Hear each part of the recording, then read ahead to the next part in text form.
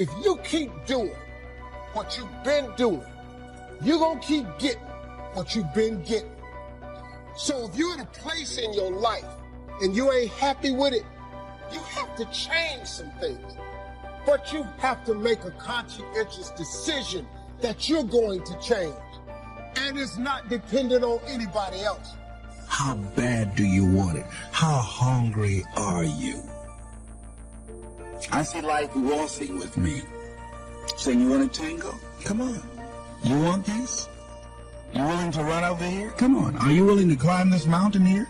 Come on. Are you willing to hold your breath and try and swim down to this level? Come on. I see it as a challenge that introduces me to myself. And so we all have to look at life like that. It's a little game, I think. Yes, I'm saying they can give you the word. Now, you got a choice to accept the word or reject the word. See, there are diseases that people say are incurable, and they say they're incurable because records show or statistics indicate there's only 95%, rather there is a 95% of the people that get this disease die. And I say that if 5% live, then the disease is not incurable. 5 people walked away. Now we need to look at those 5 and find out what was going on there. What happened? And I think that those 5 said, hey, I'm not ready to go. I've got some more living to do. I've got something else to do. And that they harness their feelings, they harness that healing energy that is within themselves, knowingly or unknowingly, that cause them to extend their lives. So what we've got to begin to do is only embrace those things that's for our highest good. That no one has the right to determine or has the knowledge to say how long we're going to be here. And that we can choose to surrender or we can choose to take a stand and fight. And there are a lot of people who fight who are still here. There are people who fight and who go. But at least they go out fighting. They didn't just surrender. They didn't just throw in the towel on themselves. And I'm saying that there is something in us. There's a power and an energy that's in us that we owe it to ourselves to take on anything. Dis-ease in the body, poverty, opposition, whatever is between that and which we desire, and we feel that will give us a full and rich life, we should fight for it. And you just got to decide that my life is worth this kind of effort. And fight with everything in you, night and day, with every breath that you have. Most people don't have that kind of fighting spirit. Most people expend more energy watching a football game or a basketball game or some type of sporting event that they will give to their dream. They'll spend more time talking about what happened on television in some soap opera or some spectacular entertainment event, stress-relieving activity, than focusing on the possibilities for their own lives. They don't get that excited about themselves and their own potential for greatness. And I'm saying that we need to begin to start focusing in on ourselves and using our energies to move us from where we are in the direction of where we want to go. Overcoming the automatic mind that our experiences, our past results have told us, our current reality. Beginning to know that this is not it. That we are always involved in either creating reality or buying into the reality that we see. So we begin to learn how not to judge according to appearances. As we begin to, with everything in us, tenaciously to pull down the strongholds on our minds and do maintenance work to make sure that those negative thoughts and that automatic mind doesn't creep in on us again. So we're worrying about or beginning to only focus on and see the obstacles and the limitations as opposed to the solutions of the possibilities. As we work on ourselves constantly, what we will find is that we become at one or in alignment with the universe, and we are able to produce what appear to be miracles to most people, but it's only a perfect outworking of the law. when we are working in harmony with the universe. And so the key to it is beginning to continue to have a whole vision of what you want to create, of constantly working with your feelings and your energy, keeping it positive, and engaging in actions and having things where the pictures, scriptures, music, friends, relationships, goals that challenge you and feed into you and create this new reality for yourself. Because as you continue to hold that in focus, as you continue to charge that with words and sell yourself on your having it, acting as if it already is, when you finally get that feeling, hit that level of consciousness, it will manifest. People come out of nowhere and support you. You get unexpected money that you had no idea that was going to come your way. Help and assistance from strangers comes to you, and you say, whoa. You begin to discover things showing up that you need, that you didn't even know you needed them. And here they are, right here at your disposal when you get to that new level of consciousness. How bad do you want it? The dreams God has placed in your heart, the promises He's spoken to you, are not going to come to pass without opposition, without delays, without people trying to talk you out of it. There will be plenty of opportunities to get discouraged, to lose your passion and think that it's not meant to be. But if you're going to reach your destiny, you have to have a made-up mind. If you give up after the first time, or the 5th time, or the 30th time, what that really means is you didn't want it bad enough. There should be something you're believing for, that you are relentless. You are not moved by how impossible it looks. You're not discouraged by how long it's taking. You don't give up because people told you no. Your attitude is, if I have to believe my whole life, I am not going to stop believing.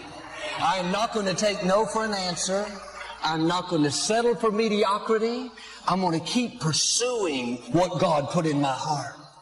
You can't be passive and indifferent. You have to have a holy determination. It's more than just your will. It's a fire on the inside, a knowing that it's supposed to be yours. When everything says it's not going to happen, instead of getting discouraged, you kick in to a new gear. Normal people would give up. Normal people would settle, but you're not normal. You want it on another level. How bad do you want what God has put in your heart? Bad enough to outlast the opposition? Bad enough to overlook some insults? Bad enough to do the right thing when the wrong thing is happening? Do you want it bad enough to keep pursuing even when circumstances say it's not going to happen? Many of the difficulties we face, the delays, the times it's not fair, that's simply a test. God is seeing how bad do you want it. This is what weeds people out. If you're overcome by problems, you let circumstances push you down, people talk you out of it, you're not going to have the strength or the courage to sustain where God is taking you. Don't have a weak mentality, have a warrior mentality. You have to be more determined than the opposition. If you give up every time things don't go your way, you didn't want it bad enough. You have to dig your heels in and say, I am in this for the long haul. I know what God has spoken to me. I will get well. I will accomplish my dream. I will meet the right person. You're not moved by what's not working out, by how long it's taking, or by who's not for you. You know who is for you, the Most High God.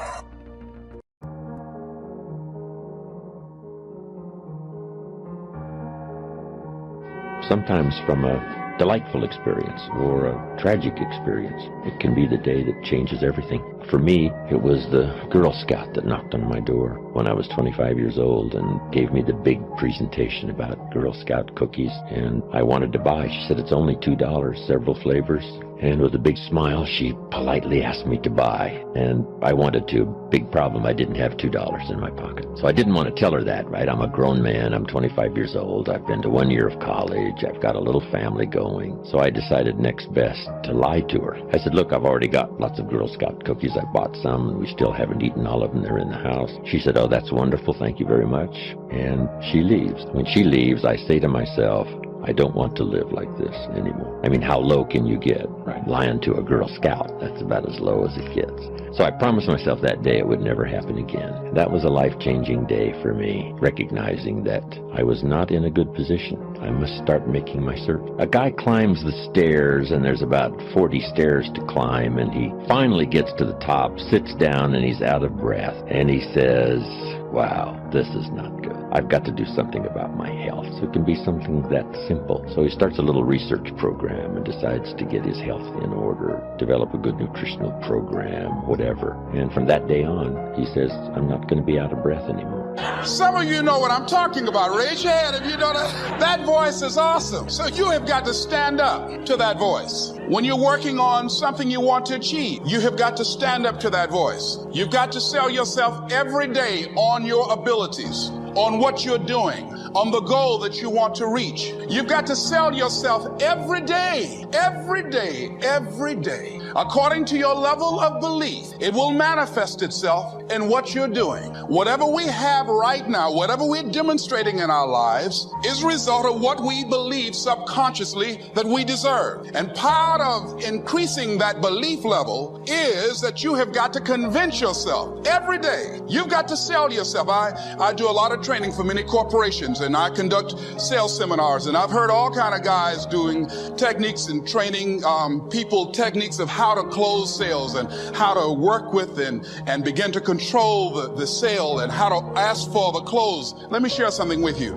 You can learn all the techniques in the world. If you don't believe in yourself, it won't happen for you. I learned all of it. So that's why I do a training called Focus on the Seller. You've got to focus on you. And as you convince you, as you sell yourself every day, every day, every day, you will begin to see a difference in the things that you're doing. Selling yourself on your ability to perform a job, to achieve a certain objective. Telling yourself every day, here I go again, and I got what it takes. This is my day, and nothing out here is going to stop me. And when you go out there, life, say, come over here.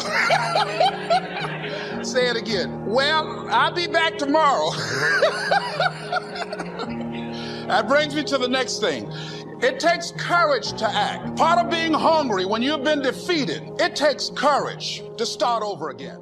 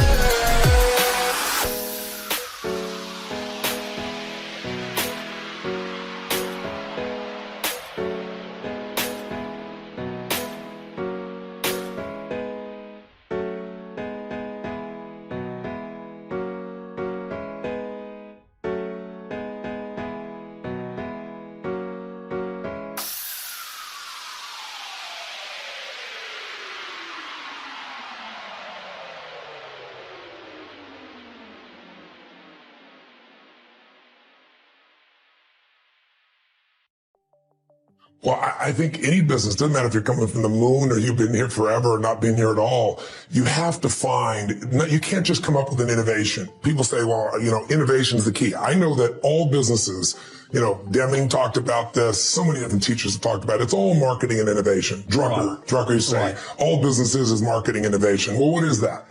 Innovation is finding a better way to meet people's needs than anybody else does.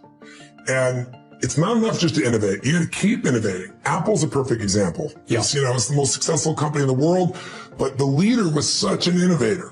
He drove an innovation culture that right now they're in a little bit of a lull. Now, most of us are hoping that they're going to turn that corner. Yeah. But they're still doing great products, but they're not real breakthroughs. They're giving us some of the same stuff, but they're not making it unique enough. And then the second part of a business is marketing, which is getting people to want to do business with you. Yeah. Well, today we live in a world where it used to be that you could put out, the average person would watch advertisements, and after 4 ads, on average, at least in America, I don't know what it is in Europe, if they were going to buy, they would take some initial buying action. Now it takes 16 exposures. So the cost has gone crazy. So how do you break through that? The only way to break through that, some people do it by spending so much money and creating crazy ads that make you pay attention because they're so funny or bizarre or raw. But a lot of those ads, you don't buy their product. You laugh. Yeah. You know the company, but you don't buy their product. Right. Because it's not necessarily bringing you in. The other way a small business can do it is you've got to figure an innovation that meets a need that's missing. Right? It's not enough just to have innovation. A lot of business owners go, oh, I have this great idea and I'm so excited and they're going to launch it. But there's not that big a need. And if you're going to build a business of scale, it has to feel a significant need in an innovative way. And then you got to market it. Now, how do you market it? Well, the best marketing of all is having a product that meets people's needs so well that the word of mouth is off the charts. And then the second way to do it, because there's no replacement for that word of mouth. And then the second way, and by the way, that's what's made my career go for 36 years, right? Yeah. People saying, oh my God, not it was good, not it had a good time. It was one of the greatest experiences of my life. There's nothing like it. You got to go. People think they're crazy until they go and get an experience. But then on the other side of it, you can also market today and have a huge advantage if you make your mentality of marketing what I call VAM, V-A-M, value added marketing, where instead of trying to compete for eyeballs, you go find out who that client is and you find a way to meet their needs and you do things for them that really meet their needs. I don't care if it's educate them, provide them an insight, something that gives them more convenience. Yeah. The actual marketing itself does that for people. And then they begin to understand you, recognize you, like you, trust you, and want to do business with you.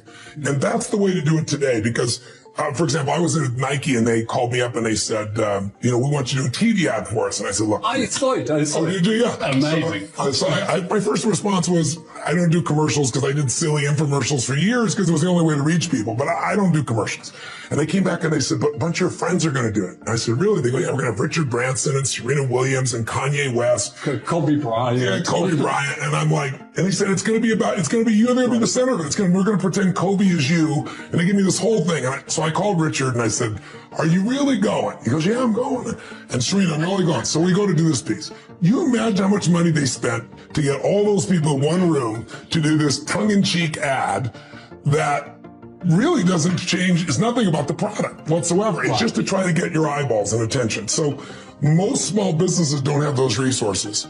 They have to make up with it with an extraordinary product that meets the needs, and they got to make up with it by finding a way to do value-added marketing so that people say, this is someone I want to do business with. You can blow out a Nike if you can create a direct relationship with the consumer, and you can do that today because of social media and because of the impact of social media when you serve people.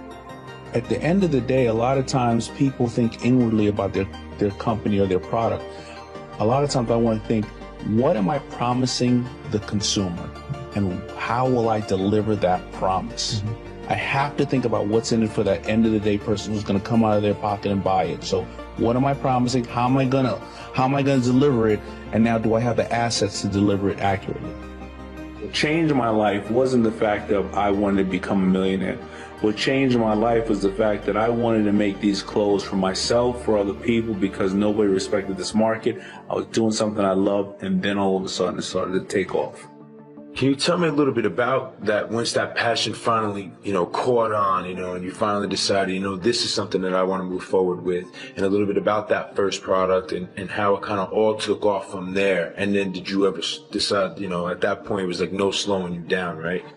Yeah, well, when that passion, when that thing grabs a hold of you, and as they say, when the needle is finally in the vein and you're really hooked, it's like being in love. It's like, you thought you liked somebody when you were 13, 14 years old, and, that was just something new, and it was puppy love.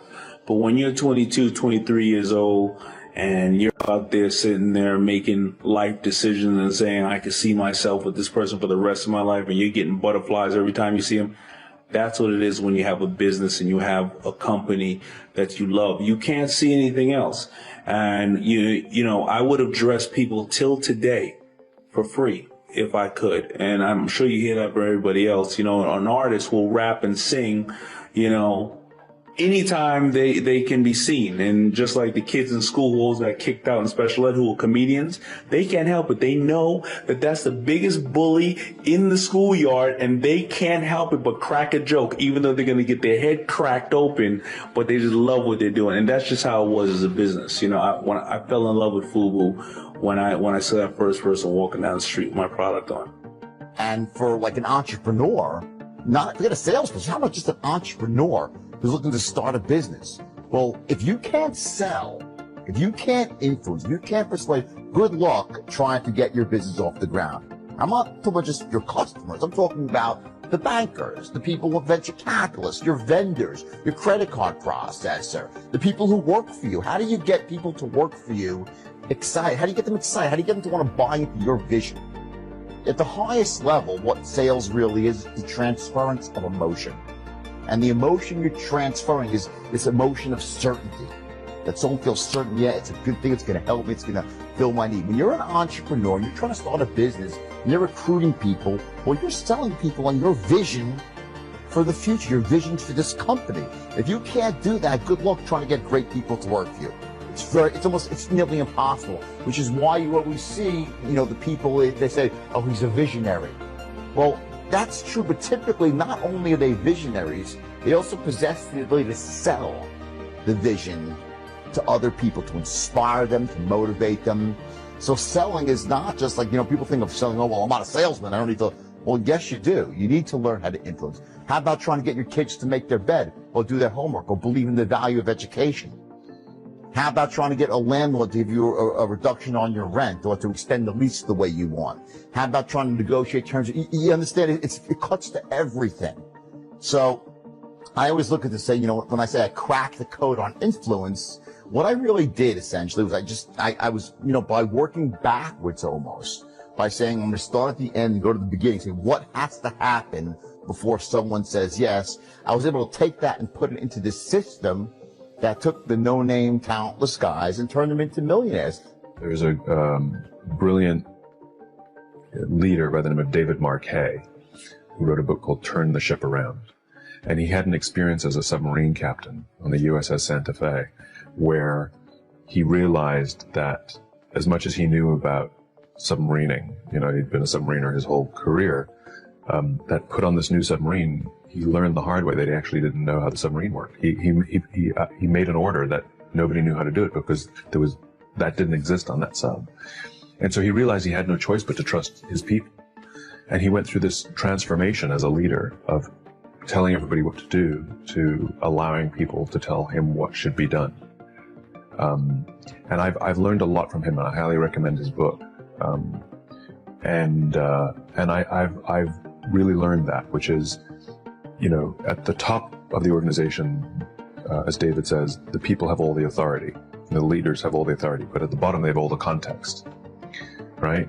And so you can't just push all the context up, you have to push the authority down.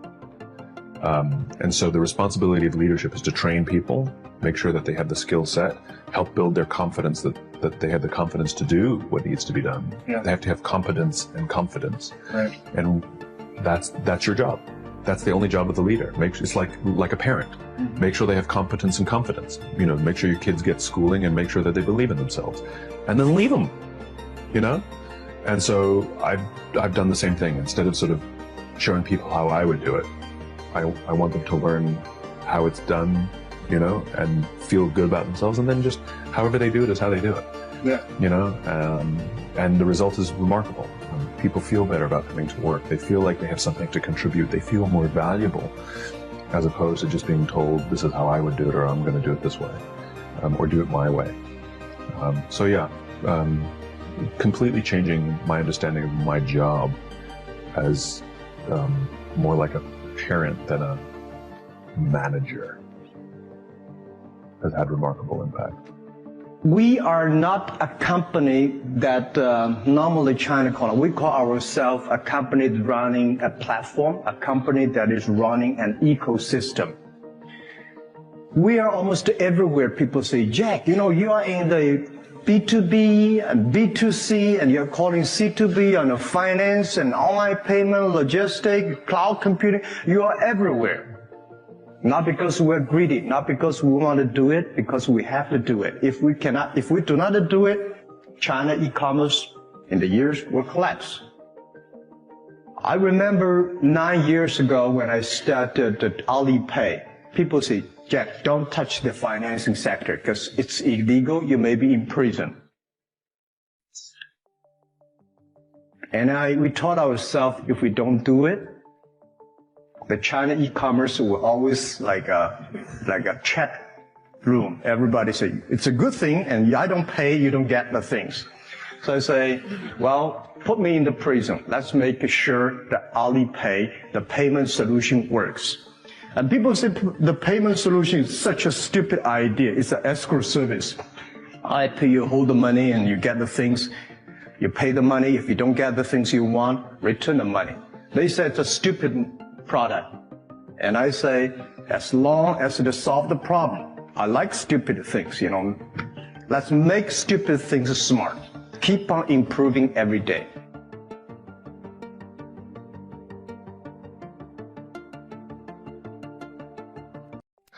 The most important decision you can make above any on the face of the earth is deciding that no matter what happens in your life, no matter what happens, you're going to live in a beautiful state.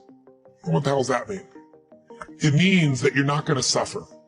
It means a beautiful state is that you're going to be happy, but that's only one. Or you're going to feel creative, or you're going to be passionate, or you're going to be in awe of something, or you're going to feel love. Any state that's a beautiful state is really the core essence of who you are without fear, right? All of our suffering as human beings, and I deal with people all the time. I mentioned you off camera, two people I coached yesterday. One's presidential candidate, and the other one is a rap superstar, right? Both on the same day. And without naming any names, people that have everything, by your point of view, most people's point of view, they have the fame and they have the love and millions of people love them and they have great economics, financial freedom, and they have homes and they have the fashion, they have everything, they're the shit. I can't tell you how many of them are miserable. The majority are miserable. I'm not bullshitting. I'm the one who gets the phone call from the vast majority. When I say miserable, they're so used to it, some of them don't even realize they're miserable, but most do.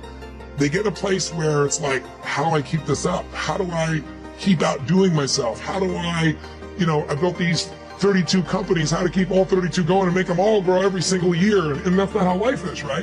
And then they worry about what will people think, what will they do? So the decision to say, I am not going to suffer. That if suffering arises, pain's one thing, suffering's another. Suffering is when you're like, and the way you suffer is you focus on yourself.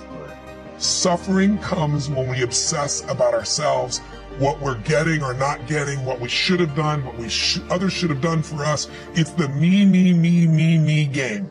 You, my dear friend, and I say this with no blowing smoke, your primary core is a giver, which is why you're prospering. You're not the me.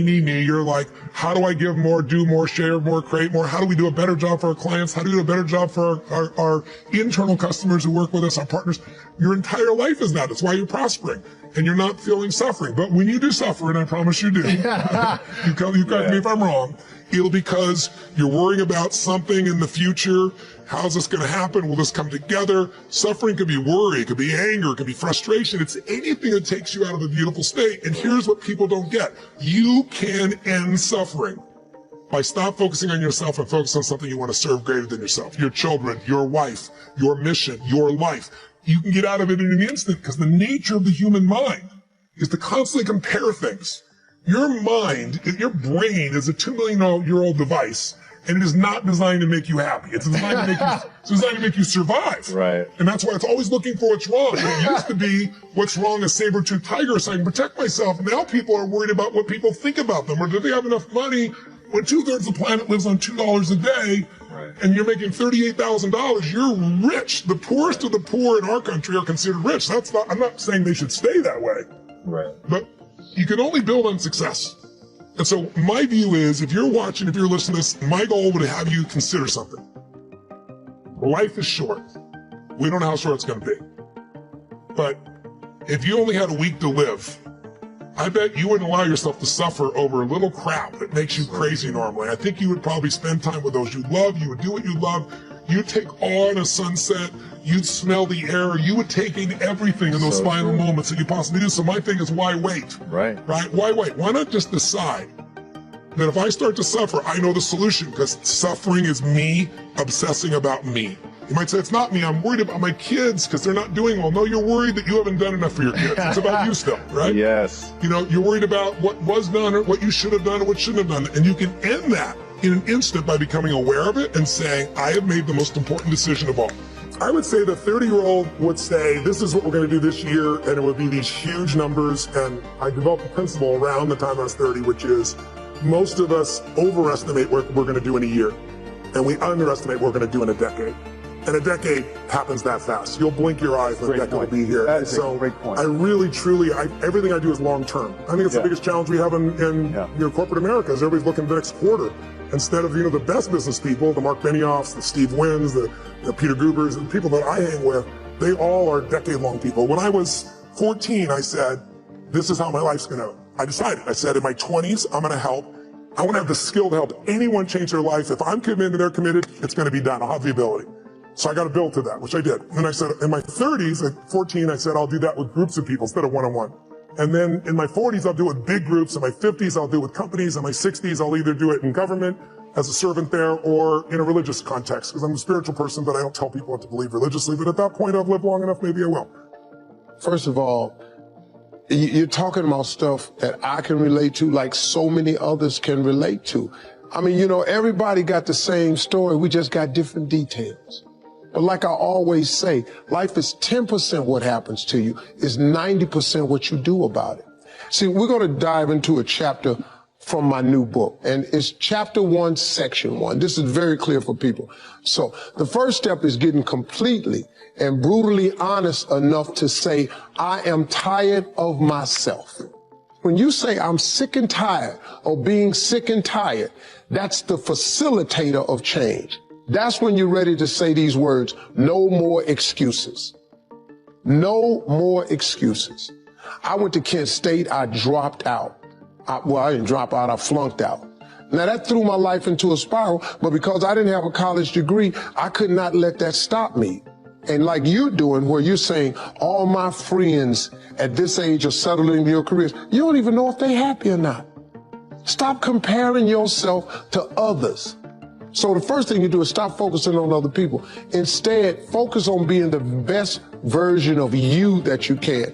Then you'll recognize that you deserve to sit at the big table with everybody else after you become the best that you can be. Now, once you've accepted that you have as much right to success and much right to succeed as anybody else, the next step is learning how to talk the talk. You have to get fluent in the language of success so you speak it with ease. Surround yourself with people who've accomplished their dreams and immerse yourself in the culture of achievement. You should never judge your success by other people's accolades.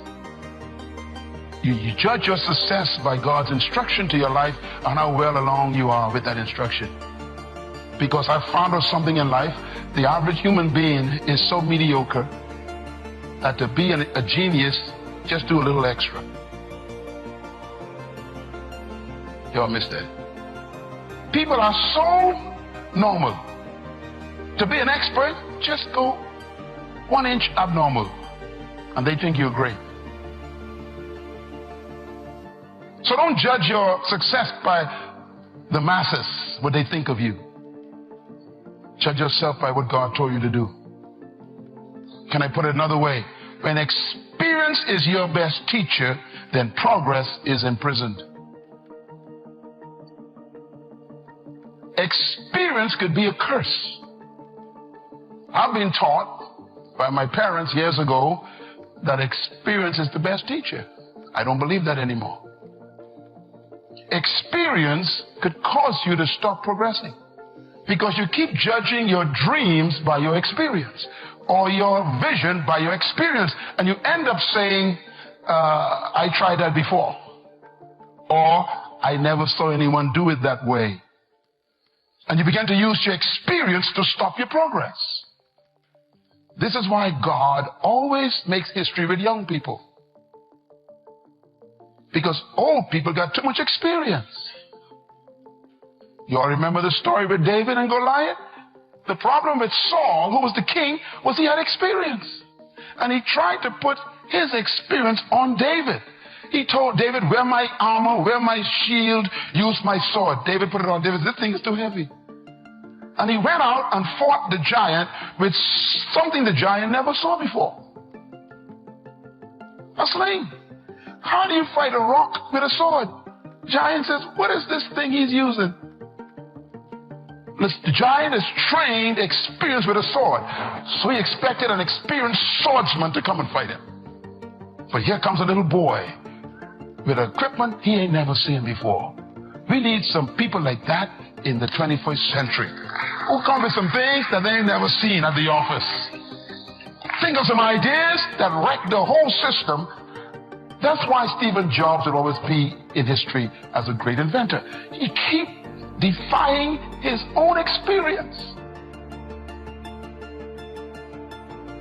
I was reading his watching a documentary on him last 2 weeks ago, and they said that when the iPhone came out, they said to him, that's it. You're the ultimate. This is it. He said, no. And he came up with this idea about the iPad. And he said the people in the company said it will never work. Why? It's an abnormal size. Either you got a computer or an iPhone. Put it in your pocket or put it in your briefcase. He said, this thing in the middle ain't gonna work. He says, look, we're gonna make this. Now the iPad is the most common machinery people use in the world. Sometimes you gotta defy your own board to take progress. Experience? Consult your experience, but never let it rule you. I love the phrase willpower, but willpower isn't something you conjure up. Willpower isn't something you drink. Willpower isn't something you download from Google. What you're talking about is how do I make the choices that are in alignment with my highest purpose and my highest vision for myself. That's what you really want to ask. See, your life is a physical manifestation of the choices that you made up until this moment. I'm going to say that again because that gets a little deep. And that can go over some people's head. That can hit you sometimes right between the eyes. And you got to hear it a second time. So here it goes. Your life, right now, as it exists today, your finances, your weight, your relationships, your career, your self-esteem, your self-image, your spiritual awareness. All of that is a result of the choices that you've made up until this moment. Big and small. And just so you know, your life, the way it appears today, is not a result of a few big choices. Even though that's the thing that we look back on, we go, oh, I shouldn't have moved out of the state. Oh, I shouldn't have got into that relationship. Oh, I shouldn't have. We look at the big things. Well, I'm here to disrupt that mindset a bit. Your life experience right now is not so much a result of your big choices, while those impact you. It's really a result of a bunch of small little choices made consistently over a long period of time. Because those are the habits and the behaviors that you've gotten into. So we can talk about willpower and how do I build willpower as if it's something that you can flex in the gym or something you can do crunches or abs or triceps and build, but it's not. The question you should ask, the answer you should be seeking is, what does it take to make my choices become in alignment with the life that I say I want to live? Now, when you say choices, it makes it really sobering, because even when you choose to sit down on yourself, it was a choice. So I ask you in this moment, what will it take you to decide to make the choice today? Don't even think about tomorrow, don't think about next week, but to make the choice today that's in alignment with your health goals. Make a choice today that's in alignment with your financial goals. It's the small things. It's the extra visit to Starbucks. It's the extra biscuit. It's the getting up early. It's 10 more crunches. It's doing squats every time you go to the bathroom. At least that's what I do. I do 10. I do 10 every time I go to the restroom. I'm already there. I'm just going to keep on going just because I want to stay in alignment with my goal. And my goal is to have a body that at least creates a double take. Or a triple take, maybe. I don't know. I wanted to create a body that is in alignment with my goal. I want to be able to go paintballing with my nephews and my son the way I just did recently. I want to be able to go jet skiing. So when I look at my life and my lifestyle that I want to maintain, it requires me to hike a little longer. It requires me to eat more vegetables and protein. It requires me, my choice of how I want to live requires my alignment in what I put in my body or how I stay active in my body. So when I date, I don't do dinner dates. I'm not interested in doing dinner dates. You want to date me? Let's go on a hike. Let's go skating, ice skating, roller skating. Let's go on a walk. I want active dates in my dating experience because that's in alignment with my life's purpose. So what are you choosing? Let's not even look at willpower. Let's look at choices. Because choice is something you can control in every single moment. And the choice you made yesterday, if it wasn't in alignment with your greatest goal and your highest purpose, okay, yesterday's yesterday. Make a new choice today. You're not ever condemned or sentenced to making the same choice over and over and over again. Every day, every moment, you have a new opportunity to make a new choice. People are just afraid, man. So many people are afraid of rejection or failure. But without failure, you have no success.